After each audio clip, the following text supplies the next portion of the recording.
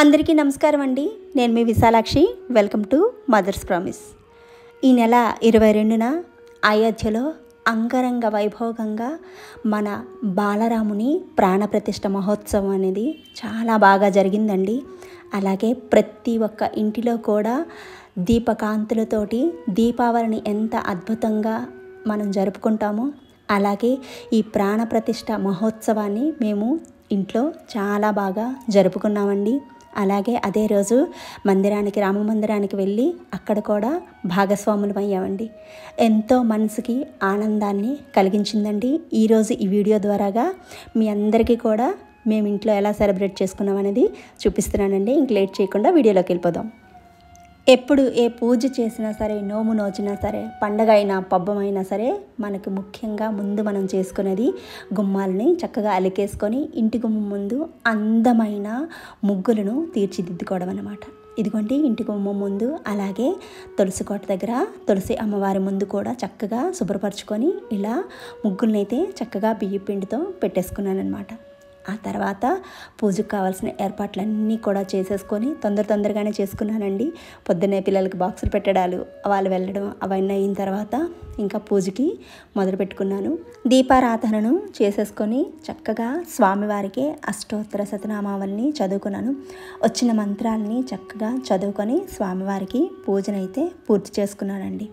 ఇలా ఇంటి దగ్గర పూజని పూర్తి చేసుకున్న తర్వాత ఆలయానికి మనకి పత్రంలో రాసింది కదండి, సూచన పత్రంలో ఉదయం 11 గంటల నుంచి 1 గంట వరకు దగ్గరలో ఉన్నటువంటి విష్ణు ఆలయాలకు వెళ్ళమనేసి ఉంది కదా.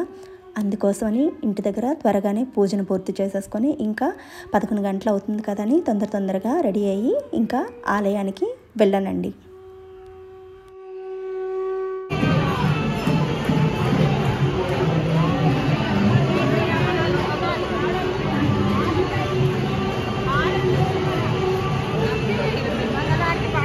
ఇది మా ఇంటికి దగ్గరలో ఉన్నటువంటి రామాలయం అండి. చూసారా, జనాలు తండోపతండాలుగా వచ్చేసి రామనామం తప్ప ఇంకొకటి లేదండి అక్కడ. ముందుగా చక్కగా దీపారాధనను చేసేసుకున్నానండి. ఆ తర్వాత స్వామివారి దర్శనానికి వెళ్ళామన్నమాట. ఇక్కడ రాములవారి ఆలయంతో పాటు కూడా శివాలయం కూడా ఉందన్నమాట. చక్కగా ముందుగా వినాయకుడిని దర్శనం చేసేసుకొని ఆ తర్వాత శివాలయంకి దర్శనం చేసేసుకొని ఇదిగోండి రాములవారి దర్శనానికి అందరం వచ్చామన్నమాట. మండపం అయితే అస్సలు ఖాళీ లేదండి. అంత రామనామ ఘోషతోటి చెవులకి ఎంత వినసొంపుగా అనిపించిందంటే అసలు మాటల్లో చెప్పలేమండి. అంత తన్మయత్వాన్ని అందరూ పొందారనమాట. చక్కగా స్వామివారికి అలంకారం అనేది చేసేసారు. చాలా వరకు అందరూ కూడా డివోటీస్ అందరూ కూడా ఎర్లీ అవర్సే వచ్చేసారండి. 5:15, 5:30 వరకే అందరూ ఇక్కడికి రీచ్ అయిపోయి ఏర్పాట్లన్నీ కూడా ఘనంగా చేశారు. ఎందుకంటే మనకి అయోధ్యలో జరుగుతున్నటువంటి ప్రోగ్రామ్ని కూడా లైవ్ టెలికాస్ట్ చేశారు కదా. పెద్ద స్క్రీన్ ఏర్పాట్లు చేసేసి ఆ లైవ్ని కూడా చక్కగా చేశారనమాట. చూడండి ఒక్కసారి.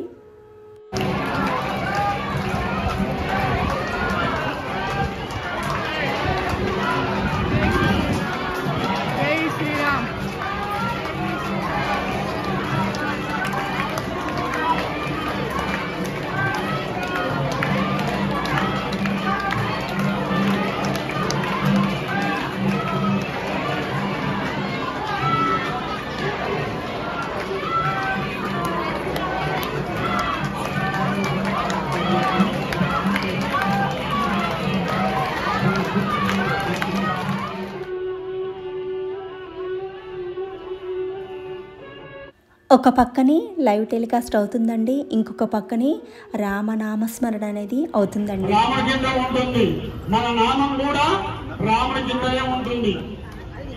భూమికి చెట్టు బలం పెడితే చెట్టు ఎంత పైకి లేస్తుందో అంత రామనామ శక్తి పెరుగుతుంది. సమస్త లోకాలన్నీ కూడా రక్షించేటువంటి రామచంద్ర ప్రభువుకు కొద్ది క్షణాలు మాత్రమే ఉంది. అందరూ కూడా ముక్త కంఠంతో పలకండి. జై శ్రీరామ్, శ్రీరామ జయ రామ, జయ జయ రామ, శ్రీరామ జయ రామ, జయ జయ రామ, శ్రీరామ జయ రామ, జయ జయ రామ, శ్రీరామ జయ రామ, ఇలా మనకి సూచనా పత్రంలో చెప్పిన విధంగానే 108 సార్లు శ్రీరామ జయ రామ జయ జయ రామ అనే నామాన్ని అందరి చేత కూడా చక్కగా పలికించారు. అంతేకాకుండా స్వామివారికి నామస్మరణతో పాటుగా స్వామివారి పూజను కూడా అక్కడ ఎలా జరిపిస్తున్నారో అలాగే ఇక్కడ కూడా మంత్రోచ్చారణ మధ్య అంగరంగ వైభవంగా అందరూ చూస్తుండగా జరిపించారు.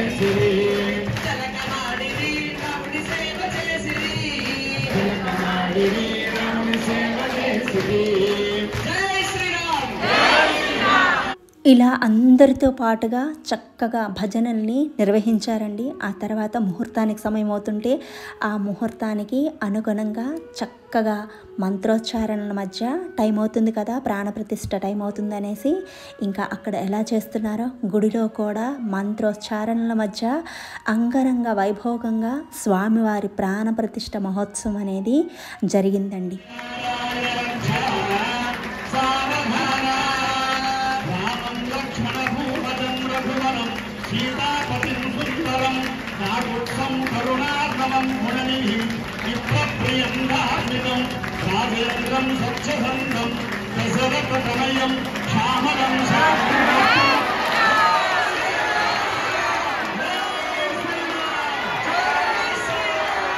వచ్చిన వాళ్ళందరి నోట ఒకటే రామనామం అండి, జై శ్రీరామ్ జై శ్రీరామ్ జై శ్రీరామ్.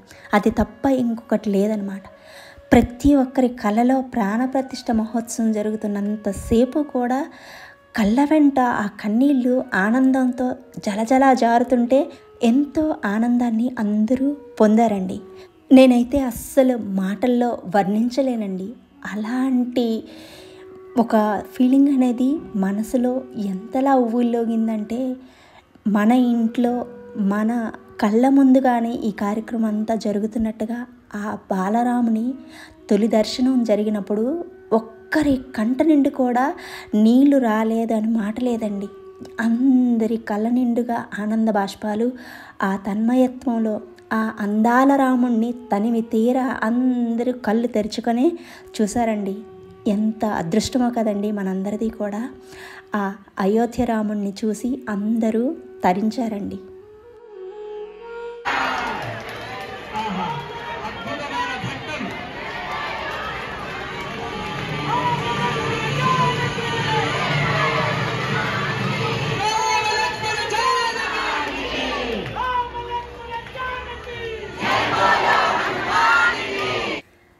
ఇలా మొత్తం అక్కడున్న ప్రదేశం అంతా కూడా రామనామస్మరణతోటి ఎంత అద్భుతంగా మారిపోయిందంటే అయోధ్యనే ఇక్కడికి వచ్చిందా అన్నంత తీరులో మారిపోయిందనమాట.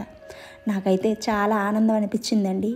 ఎందుకంటే మనకి ఆదర్శ పురుషుడు, మనకి అన్ని విలువల్లో కూడా ఒక ఉన్నతమైనటువంటి స్థానాన్ని సంపాదించుకొని మన జీవితాల్ని మంచి మార్గంలో ముందుకు నడిపించుకోవడానికి, ఎందుకంటే ఒక కొడుకుగా, ఒక భర్తగా, ఒక తండ్రిగా, ఒక బాధ్యతలు నిర్వహించే వ్యక్తిగా, అలాగే ప్రజలను చక్కగా పరిపూర్ణంగా పాలించే ప్రభువుగా, ఎన్నో రకాలుగా ఆదర్శమూర్తైనటువంటి ఆ శ్రీరామచంద్రుడు వారి ప్రాణప్రతిష్ఠ మహోత్సవం అనేది చాలా చక్కగా అందరం పూర్తి చేసుకున్నాము. ఇదిగోండి స్వామివారికి హారతిని కూడా చక్కగా సమర్పించేసుకొని హారతిని తీసుకొని, అంతేకాకుండా చక్కగా తీర్థ ప్రసాదాలను కూడా తీసుకొని అందరం కూడా తిరిగి ప్రయాణం అనేది చేసామండి.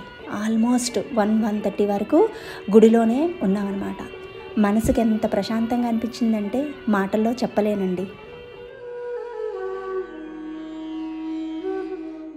ఇంకా సాయంత్రం ఇంటి దగ్గర సంధ్యా దీపాలతో పాటుగా మనం దీపావళికి ఎలా అయితే కాంతులమయంగా మన ఇల్లుని తీర్చిదిద్దుకుంటామో అలా నేను కూడా చక్కగా ఇంటి గుమ్మాలకి 5 దీపాలు పెట్టమని మనకి సూచనా పత్రంలో ఉంది కదా. కానీ అందరం దీపావళి జరుపుకున్నట్టుగానే చక్కగా ఇంటి గుమ్మం ముందు ఎక్కువగా దీపాలను పెట్టుకుంటాము. అలాగే దేవుడి గదిలో కూడా చక్కగా దీపాలను పెట్టుకుంటామని అనుకున్నాం కదా.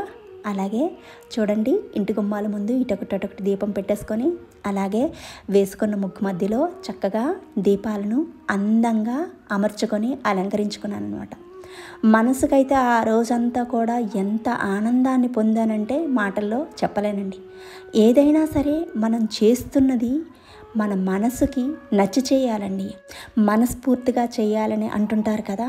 అలా చేసినాడు మనస్సుకి ప్రశాంతతతో పాటుగా చాలా ఆనందం అనేది దొరుకుతుందనమాట. మన చుట్టూ చూస్తున్నంతసేపు కూడా చాలా అంటే చాలా ప్రశాంతత అనేది చేకూరుతుందనమాట. నేనైతే మొదటి నుంచి మనసుకు నచ్చిందే చేయడం అనేది ఎప్పుడూ చేస్తుంటానన్నమాట. ఇలా చక్కగా ఇంటి గుమ్మాల ముందు దీపారాధనను పూర్తి చేసేసుకున్నాను. అలాగే ఇంట్లో బుద్ధుడి విగ్రహం ముందు కూడా రోజు దీపాలు పెట్టడం అనేది అలవాటు కదా, అందుకోసమని అక్కడ కూడా పెట్టేసుకున్నాను.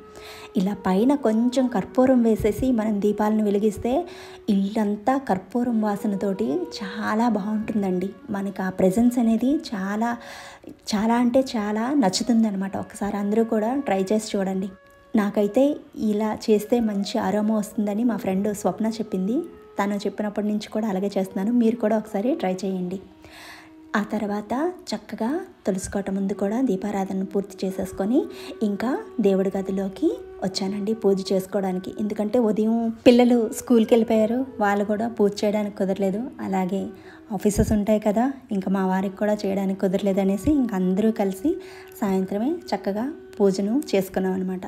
పొద్దున చేసుకున్నట్టుగానే సాయంత్రం కూడా చక్కగా స్వామివారి అష్టోత్తర నామాలతోటి అలాగే నాకు వచ్చిన భజన పాటలతోటి పిల్లలతో కూడా కాస్త నామాలని జపింపచేసేసి స్వామివారికి చక్కగా షోడశ ఉపచార పూజలన్నీ చేశానండి. పసుపు, కుంకుమ, గంధము, అక్షతలు, పువ్వులు వీటన్నిటితో వేసేసి చక్కగా స్వామివారికి అయితే పూజనైతే పూర్తి చేసుకున్నాను. సాయంత్రం కూడా మనసుకి చాలా ప్రశాంతంగా అనిపించిందనమాట పూజ చేస్తున్నంతసేపు కూడా. స్వామివారికి నైవేద్యంగా చక్కగా పానకాన్ని తయారు చేశానండి. అలాగే పప్పు బెల్లాన్ని కూడా తయారు చేశాను. అంతేకాకుండా మనకి లడ్డు ఉంటుంది కదా, లడ్డు ప్రసాదాన్ని కూడా స్వామివారికి పెట్టాను. అలాగే ఇంట్లో కొన్ని ఫ్రూట్స్ ఉంటే అవి కూడా పళ్ళను కూడా పెట్టుకొని ఇంకా స్వామివారికి అలా నైవేద్యాన్ని కూడా సమర్పించుకున్నాను అనమాట. ఆఖరిగా చక్కగా హారతిని ఇచ్చేసుకొని ఇంకా స్వామివారికి హారతి పాటలను కూడా చక్కగా పాడేసుకొని ఇంకా పూజనైతే నేను పూర్తి చేసుకున్నానండి. నాతో పాటుగా ఇంక ఇంట్లో ఉన్న వాళ్ళందరూ కూడా చక్కగా ఆ తర్వాత ఒకరి తర్వాత ఒకరు వచ్చి ఇంకా పూజనైతే పూర్తి చేసుకున్నారు అందరూ కూడా. ఆ తర్వాత అందరి తలపైన మనకి అయోధ్య నుంచి అక్షతలు అనేవి వచ్చాయి కదా, మనం ఇంటి దగ్గర కొన్ని అక్షతలని కలిపి పెట్టుకున్నాం కదా, ఆ అక్షతల నుంచి కొంచెం తీసేసుకొని అందరి తలపైన చక్కగా అక్షతలను వేసుకున్నాం.